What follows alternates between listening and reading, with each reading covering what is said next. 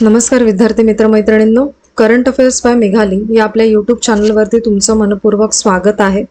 इथे आपण daily current अफेअर्सचे important questions पाहतोय, जे तुम्हाला आपल्या येत्या एमपीएससीच्या सर्व एक्झाम्समध्ये, सरळ सेवा आणि केंद्रीय परीक्षांमध्ये नक्कीच पाहायला मिळतील. त्यामुळे आपल्या चॅनलवरती जर तुम्ही पहिल्यांदा आले असाल तर चॅनलला लाईक करा, जास्तीत जास्त विद्यार्थ्यांना आपला चॅनल शेअर करा, सबस्क्राईबही करा.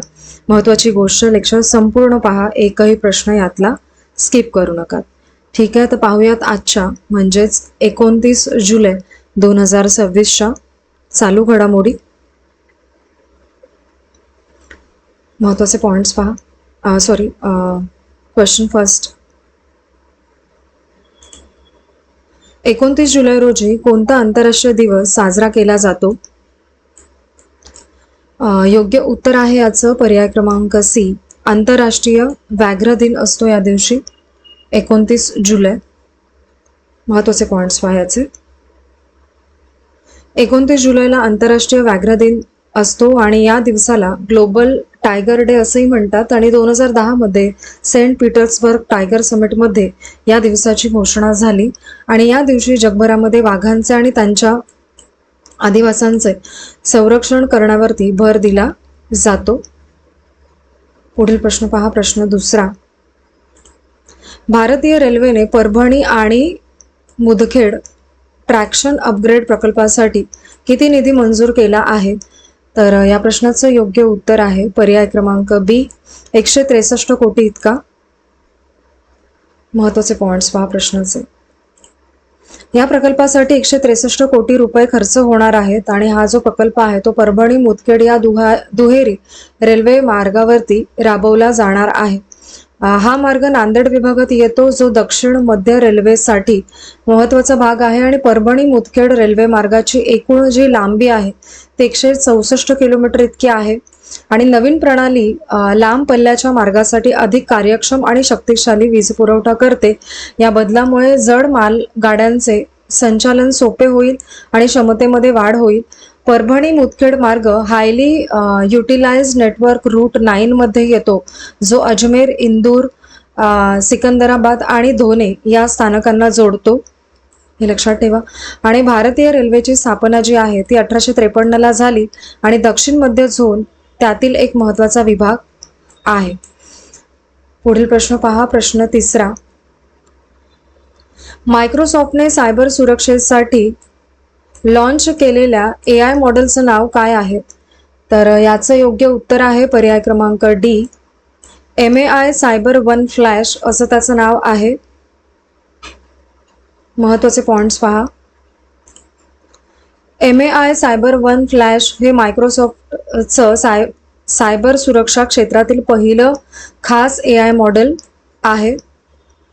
पहिला मुद्दा लक्षात ठेवा. आणि हा कार्यक्रम सॅन फ्रान्सिस्को अमेरिका येथे झालेला आहे आणि परसेप्शन नावाचा नवीन सायबर सुरक्षा प्लॅटफॉर्म मायक्रोसॉफ्टने तयार केलेला आहे आणि हा परसेप्शन प्लॅटफॉर्म एजंटिक AI तंत्रज्ञानावरती आधारलेला आहे. हे मॉडेल आहे ते जटिल कोडमधल्या सुरक्षा त्रुटी शोधतं आणि मायक्रोसॉफ्टने अँथ्रोपिक, गुगल आणि ओपन AI यांना आपले प्रमुख स्पर्धक म्हणून जाहीर केलेला आहे. आणि मायक्रोसॉफ्ट AIचे CEO मुस्ताफ सुलेमान हे आहेत आणि डीप माइंडचे सहसंस्थापक देखील ते आहेत. हे लक्षात ठेवा. पुढील प्रश्न. प्रश्न चौथा.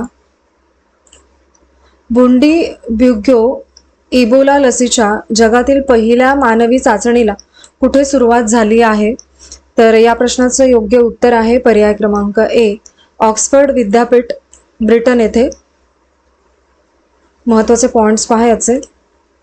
24 जुलै 2026 रोजी पहिल्या स्वयंसेवकाला ही लस देण्यात आलेली आहे आणि बुंडीब्युग्यो इबोलाचा एक हा प्रकार आहे आणि या प्रकारासाठी आत्तापर्यंत कोणतीही मंजूर लस नव्हती.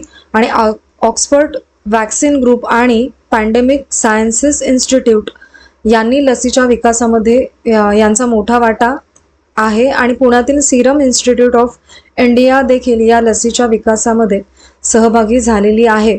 आणि या लसीसाठी ऑक्सफर्ड ॲस्ट्राझेनेका कोविड-19 लसीचं तंत्रज्ञान वापरलेलं आहे. लक्षात ठेवा हा मुद्दा. आणि चाचणीमध्ये 18 ते 55 वयोगटातील स्वयंसेवक सहभागी झाले आहेत आणि पुढच्या टप्प्यामध्ये लसीची सुरक्षितता आणि रोगप्रतिकार शक्ती वाढवण्याची क्षमता तपासणार आहेत. पुढील प्रश्न पहा, प्रश्न 5वा. तेलंगणा सरकारने फॅमिली रजिस्टर इनिशिएटिव्ह अंतर्गत कोणते प्रमाणपत्र सुरू केले आहे? योग्य उत्तर आहे याचं पर्याय क्रमांक डी, फॅमिली रजिस्टर प्रमाणपत्र. महत्त्वाचे पॉइंट्स पाहायचे. आत्ता राज्यामध्ये प्रत्येक कुटुंबाला इलेक्ट्रॉनिक फॅमिली रजिस्टर तयार होणार आहे आणि नागरिकांना फॅमिली रजिस्टर सर्टिफिकेट मी सेवा प्लॅटफॉर्मवरती मिळेल.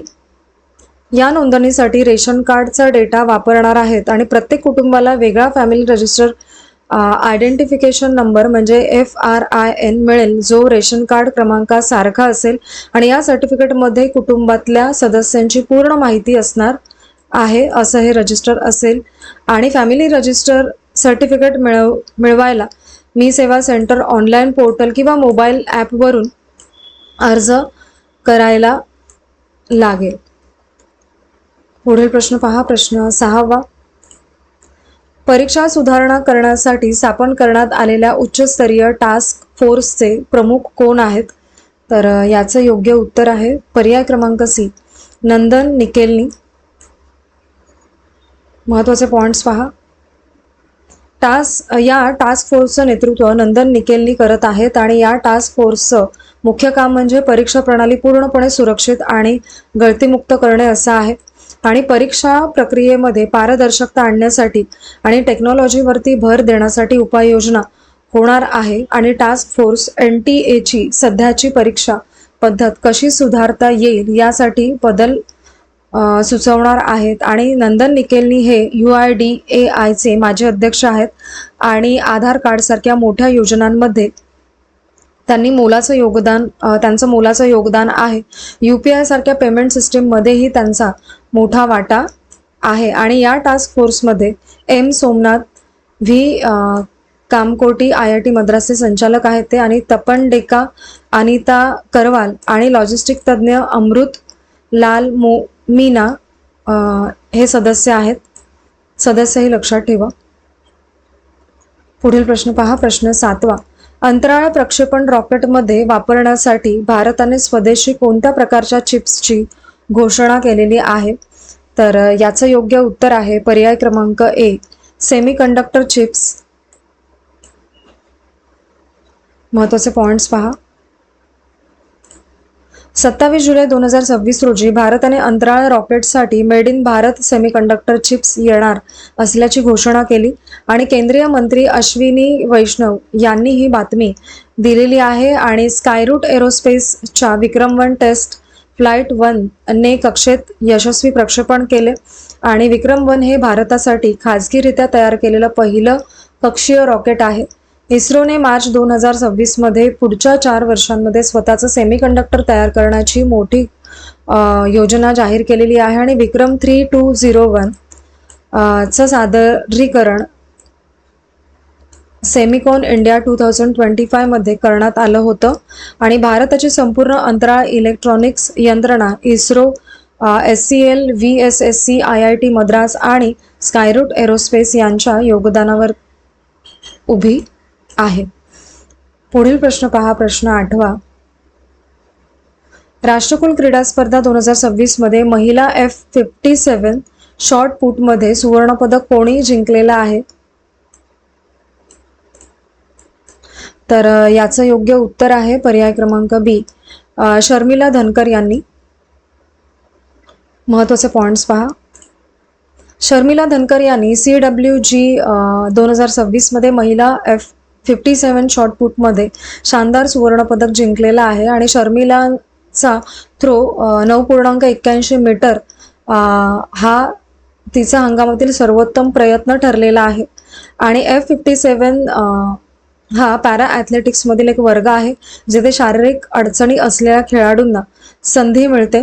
शर्मिलाने जिंकलेलं पदक भारतासाठी खूप खास होतं कारण तब्बल 20 वर्षांनी भारताला या प्रकारामध्ये सुवर्णपदक मिळालेला आहे. आणि शिल्पा के शैला यांनी यावेळेस महिला F57 शॉटमध्ये कांस्य पदक मिळवलेलं आहे. सुवर्ण लक्षात ठेवा आणि कांस्य देखील कोणाच्या नावावर आहे हे नाव लक्षात ठेवा. आणि या कॅटेगरीमधलं. ओके, पुढील प्रश्न पहा, प्रश्न 9वा. अन्नम AI स्मार्ट हवामान केंद्र कोणत्या राज्यात सुरू करण्यात आले आहे? तर या प्रश्नाचं योग्य उत्तर आहे पर्याय क्रमांक सी, केरळ या राज्यामध्ये. महत्त्वाचे पॉइंट्स पहा. केरळने 28 जुलै 2026 रोजी अन्नम.AI स्मार्ट वेदर स्टेशन वापरण्यास सुरुवात केली आणि अन्नम.AI ने कृषी क्षेत्रात कृषी बुद्धिमत्तेवरती काम करणारं सेंटर ऑफ एक्सलन्स आहे आणि ते IIT रोपर येथे चालते आणि IIT रोपर पंजाबमध्ये आहे आणि अन्नम.AI ला शिक्षण मंत्रालयाचा पाठिंबा मिळतो. या स्मार्ट वेदर स्टेशनमुळे शेतकऱ्यांना त्यांच्या गावाजवळील अचूक हवामान माहिती मिळते. अन्नम.AI ची प्रणाली 3 किलोमीटरच्या परिसरामध्ये हवामान संबंधित माहिती पोहोचवते. ही त्याची गुणवत्ता आहे. पुढील प्रश्न पहा, प्रश्न 10वा. भारतातील पहिले इंटिग्रेटेड ऑइल पाम कॉम्प्लेक्स कोणत्या राज्यात सुरू करण्यात आले आहे? तर या प्रश्नाचं योग्य उत्तर आहे पर्याय क्रमांक डी, तेलंगणा येथे. महत्त्वाचे पॉइंट्स पहा.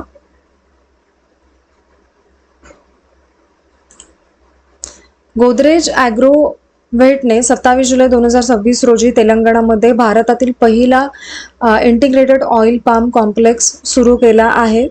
हा प्रकल्प थेट तेल पाम शेती, उत्पादन आणि प्रक्रिया या सर्व टप्प्यांना जोडतो आणि गोदरेज ॲग्रोवेट लिमिटेड ही भारताची प्रमुख कृषी कंपनी आहे आणि या प्रकल्पाचे संपूर्ण नेतृत्व त्यांनी केले आणि तेल पाम हे खाद्यतेल उत्पादनासाठी अत्यंत महत्त्वाचं पीक मानलं जातं. या कॉम्प्लेक्समुळे शेतकऱ्यांना लागवड, सल्ला, तंत्रज्ञान आणि प्रक्रिया या साऱ्या बाबतीमध्ये आधुनिक सुविधा मिळतात. ठीक आहे, पुढील प्रश्न पहा, प्रश्न 11वा. मायक्रोपोरेलस कोल्हापुरेन्सिस नाव लक्षात ठेवा. ही नवीन बुरशीची प्रजाती कोणत्या जिल्ह्यात आढळलेली आहे? तर याचं योग्य उत्तर आहे पर्याय क्रमांक ए, कोल्हापूरमध्ये. महत्त्वाचे पॉइंट्स पहा.